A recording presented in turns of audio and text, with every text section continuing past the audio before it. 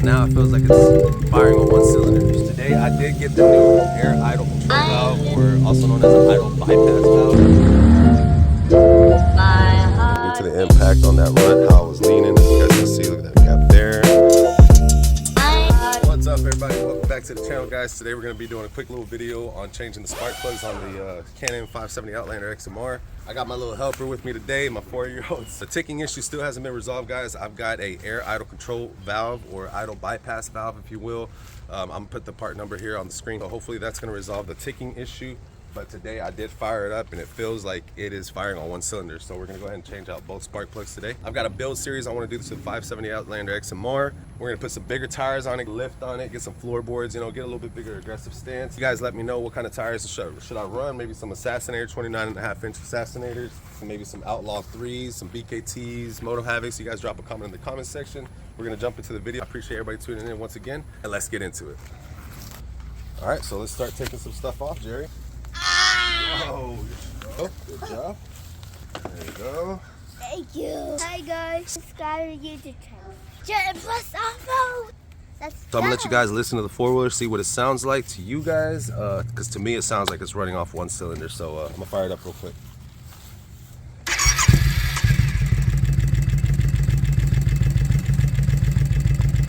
So that's definitely firing off one cylinder. I also noticed the ticking sound went away, that I've been having issues if you guys have previously watched any of my videos, but now it feels like it's firing on one cylinder. So I'm not too sure. Like I said, I do got that idle bypass valve coming in tomorrow. We're gonna go ahead and change out the 2 spark plugs today and see if we can at least start running or firing on 2 cylinders.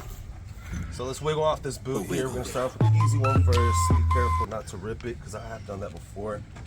I do sometimes use my little rivet pull, popper pull, or whatever you want to call it, just to kind of assist it go up.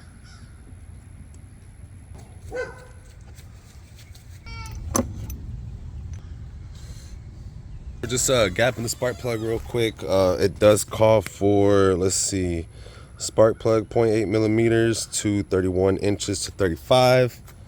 Some dielectric grease on there.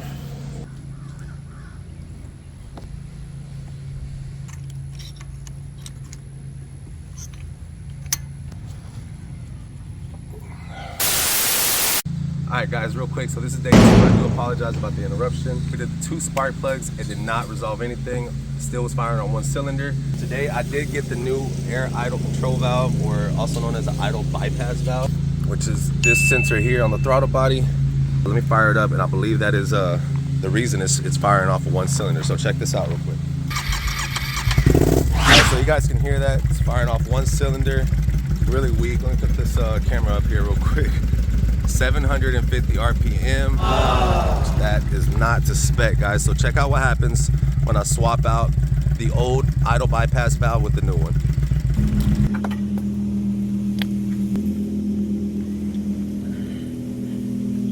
And then here it goes. She's firing on 2 cylinders now.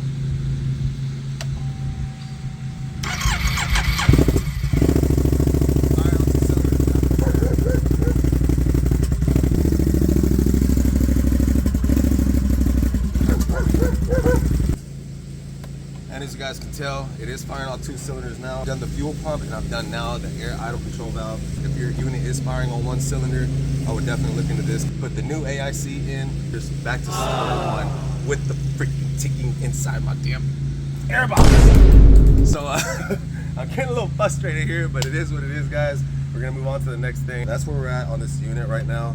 I need to get this issue fixed before I can get into like getting the bigger tires, the floorboards, etc., a little lift. And I'm gonna give you guys a little build series here shortly. So we're just trying to resolve this issue. What's up, guys? It is now day 3.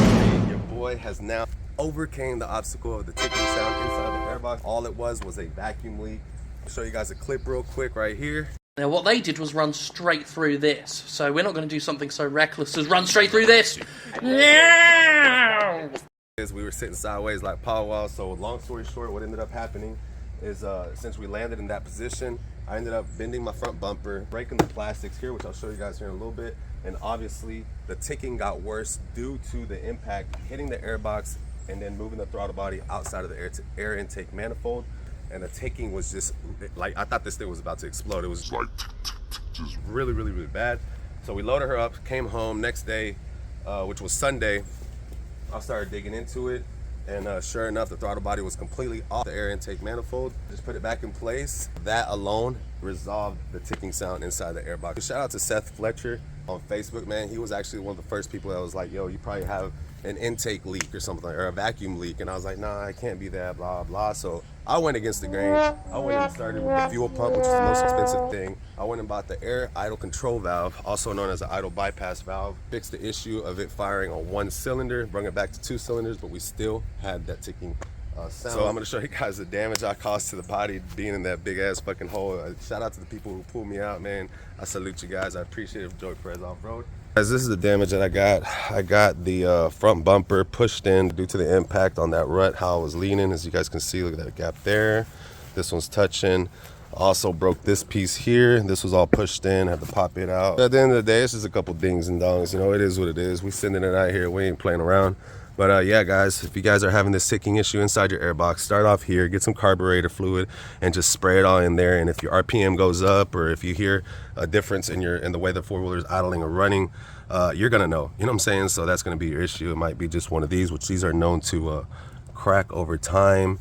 Also here, and I would check your manifold, your intake manifold there. That could also be cracked, causing a leak, and give me that ticking sound. So that is the problem that we did resolve today. Let me go ahead and turn it on for you.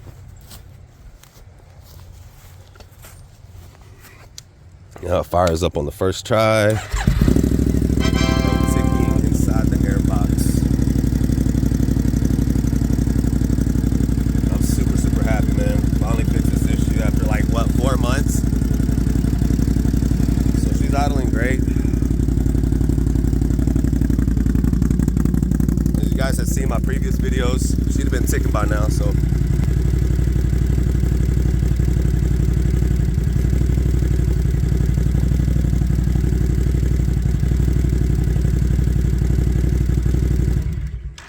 Guys, as you can see, no more ticking. I start with the small stuff. Get that carburetor fluid, spray it in there. If you get your RPMs going up or start to really fluctuate, you have an air leak. Also, one thing I did fail to mention, when I would put it in reverse, I'd barely touch the throttle and I'd let off and the thing was still going. So that was another big sign that there was a vacuum leak in the throttle body or the airbox was seated properly. That was the video for today. It was a 3-4 day series, but we got it done, we got it fixed. Us getting stuck and going sideways and the throttle body coming off, it happened for a reason. It was for me to fix it and you know, get it seated back and properly. And that way this thing could idle correctly and be at 100%. So that's where we're at. And now we can move on to getting some big tires. Y'all go ahead and drop a comment in the comment section. Assassinators, BKTs, Moto Havocs, Outlaw 3s is kind of what I'm looking at. I'm gonna go on some 14-inch rims, nothing too crazy.